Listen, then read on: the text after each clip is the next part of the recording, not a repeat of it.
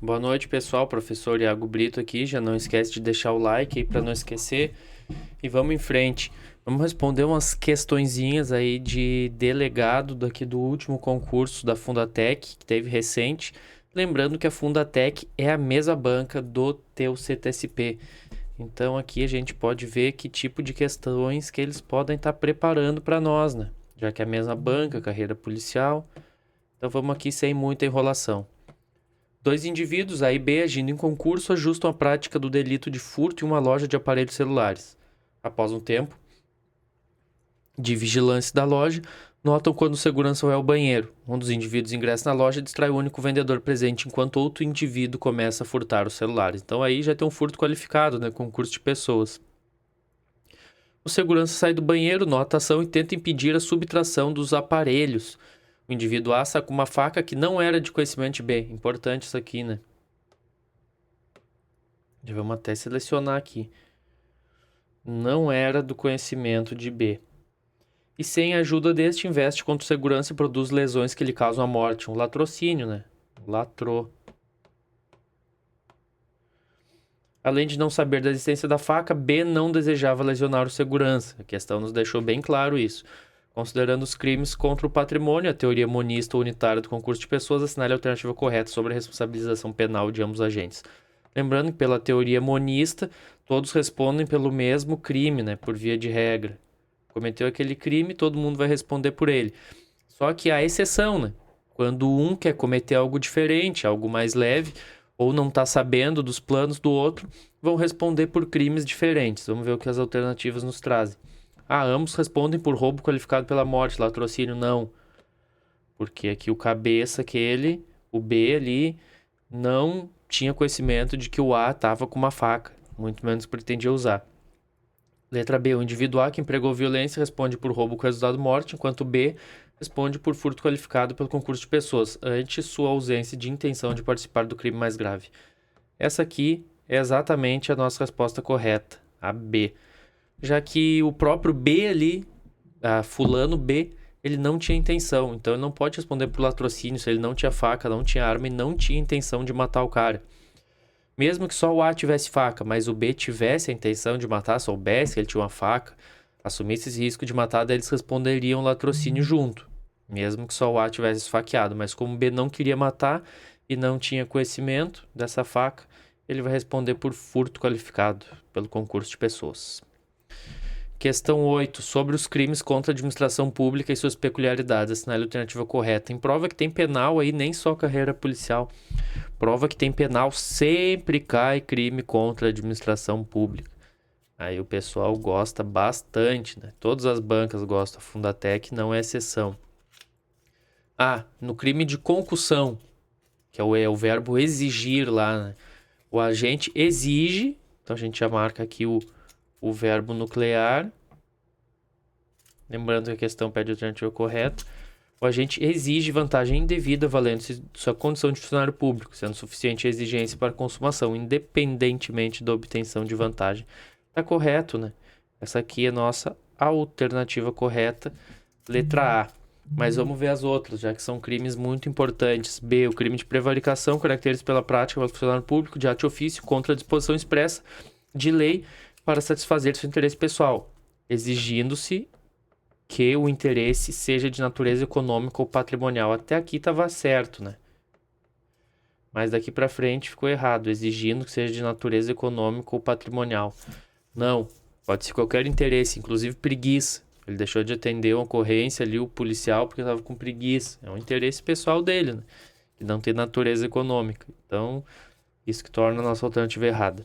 C, na corrupção passiva, é ali o solicitar ou receber, né? Quando o funcionário público solicita vantagem indevida, é que ele trouxe o verbo solicitar. O crime somente se consuma com a efetiva entrega da vantagem, permanecendo na forma tentada enquanto não houver o recebimento. Mentira, se o verbo é solicitar, a gente tem que prestar atenção no verbo, o verbo é solicitar. Então solicitou, né? Só de solicitar já consumou o crime. Se ele receber, vai ser mero exaurimento. Então B e C aqui erradas. D. O peculato culposo admite a extinção da punibilidade se o funcionário público promover antes da denúncia. Não. O ressarcimento integral dos danos. No crime de advocacia administrativa, o funcionário público patrocina interesse privado perante a administração, sendo necessário que o interesse defendido seja ilegítimo. Não, se o interesse for ilegítimo, vai ser aumentada a pena, ele vai ter uma pena maior. Mas qualquer interesse privado ali que ele defenda, ele já está sujeito a responder esse crime de advocacia administrativa. Lembrando que o nome é advocacia, mas não precisa ser advogado. Qualquer funcionário público pode cometer. É o famoso lobby, né? Cometeu o lobby. 16. Rapidinho aí para não ficar um vídeo muito longo. Delegado de polícia que assume nova unidade policial e deseja mostrar perfil operacional e atuante à nova equipe, no exercício de suas funções, realiza abordagem de indivíduo em via pública. Durante a abordagem, sem qualquer justificativa legal ou indícios de ilícito, submete o abordado a constrangimento excessivo, incluindo revista íntima, vexatória e prolongada detenção em viatura policial sem comunicação imediata à autoridade competente. A conduta causa intenso sofrimento psicológico à vítima, mas não resulta em lesões físicas. Com base na lei de abuso de autoridade, assinale a alternativa correta. Primeiro, aqui o cabra podia vir e pensar que é tortura, por causa desse intenso aqui, né? Intenso sofrimento psicológico. Mas a própria questão já diz que é com base na lei de abuso de autoridade. Ela já deu aqui um norte pra gente. A Fundatec às vezes é boazinha. Então eles não estão querendo saber muito de tortura. Já disse ali, com base na lei de abuso de autoridade. Assinale a correta. A autoridade policial responde pelo crime de tortura previsto na 9.455, pois submeteu a vítima a sofrimento psíquico mediante violência ou grave ameaça, sem lesões físicas.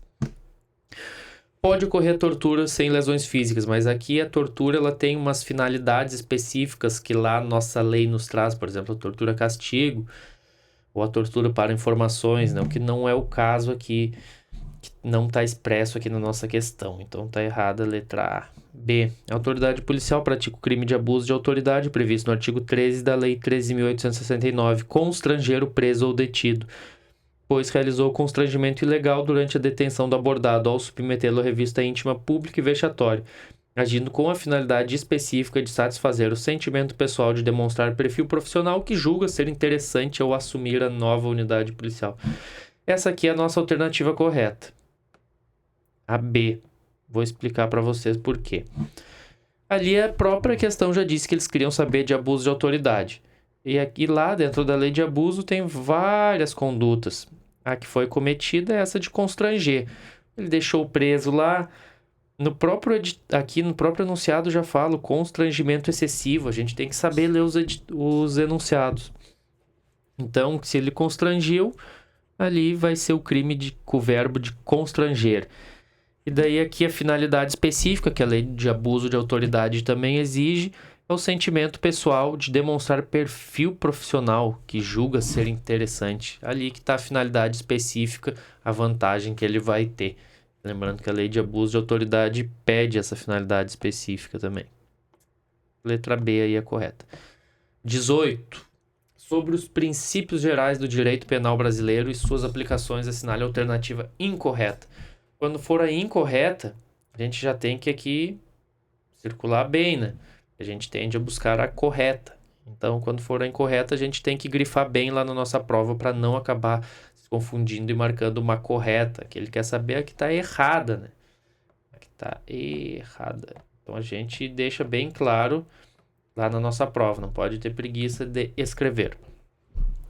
O princípio da anterioridade da lei penal, consagrado no artigo 5º da Lei Maior e no artigo 1º do CP, veda a utilização de analogia em malam partem para prejudicar o réu, admitindo como exceção a analogia em bonam partem. Isso, correto. A retroatividade é só para beneficiar o réu, sempre. Seja no CP comum, seja no CP militar, a retroatividade sempre para beneficiar o réu. O princípio da ofensividade ou lesividade determina que somente podem ser punidas condutas que lesionem ou coloquem em perigo concreto bens jurídicos tutelados pela ordem jurídica, sendo inadmissível a punição de autolesão ou de atos meramente imorais sem ofensa a terceiros. Está correto também, né? Alguns chamam de... Tem um vetor, o princípio da alteridade, que somente lesões a terceiros que serão punidas. Por exemplo, é punido a instigação ao suicídio, mas o suicídio em si não, né? C. O princípio da culpabilidade, em suas diversas acepções, impede a responsabilidade penal objetiva, exigindo dolo ou culpa como elementos subjetivos dos tipos penais, e estabelece que pena não poderá ser imposta antes de provada a culpa do agente. Está correto também, né?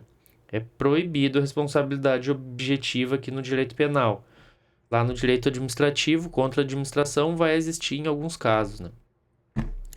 O princípio da intervenção mínima orienta que o direito penal deve ser a última ratio do ordenamento, atuando somente quando os demais ramos do direito se mostrarem insuficientes para a proteção adequada dos bens jurídicos mais relevantes. Está correto. No militar, ali no direito militar, ele é um pouco mitigado, mas aqui para o direito penal comum, está correto. E o princípio da insignificância, construção jurisprudencial, lembrando que o princípio da insignificância não está previsto expressamente no Código Penal, ele é uma construção da doutrina e da jurisprudência, aplicado pelo STF, exclui a tipicidade material. Sim, ele não exclui a tipicidade formal, só a tipicidade material da conduta.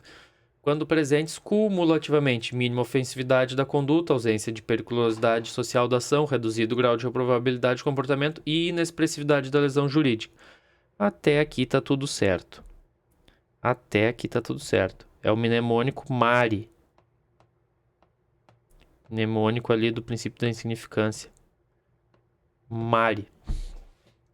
Sendo aplicável, inclusive, a crimes praticados com violência ou grave ameaça. Aqui que se tornou errado. Quando que não é aplicável? O princípio da insignificância. Crime com violência ou grave ameaça. Por exemplo, roubo, artigo 157. Ou também crimes de violência doméstica contra a mulher. Também nunca vai se aplicar o princípio da insignificância. Na violência de gênero. Ou também crimes contra a administração pública. Tem até a súmula do nosso egrégio Tribunal da Cidadania. Então, se for crime contra a administração pública, por via de regra, não se aplica o princípio da insignificância. Ele pode ser aplicado em grau de distinguish, assim, em casos muito excepcionais. Vai se aplicar aí o princípio da insignificância em crimes contra a administração pública.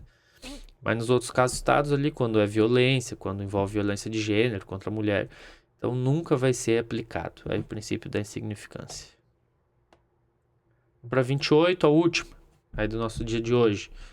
Pois, se o pessoal gostar, se deixar like e comentar, posso fazer de outras questões aí dessa prova que também possam ter pertinência temática com o CTSP. No curso de uma investigação, agentes descobrem, ao analisarem o telefone celular usado em um homicídio, ao analisarem o telefone celular de investigado sem autorização judicial, vamos marcar isso aqui, que é importante a nossa questão a gente marca, né? Sem autorização judicial e sem o consentimento dele, que ele escondeu a faca usada em homicídio no armário de uma academia, que é destinada a qualquer frequentador do estabelecimento, então não é um local fechado que exija um mandado de busca e apreensão. Ao chegarem à academia, no entanto, verificam que outra equipe do mesmo órgão policial já havia minutos antes, em horário comercial, sem qualquer comunicação prévia entre os agentes, localizado e apreendido a faca, depois de obterem informações com uma testemunha que apontou o exato esconderijo do instrumento utilizado para o delito. Diante do exposto, é correto afirmar que... Então, tem duas equipes. Uma acessou um celular sem autorização judicial, prova ilícita.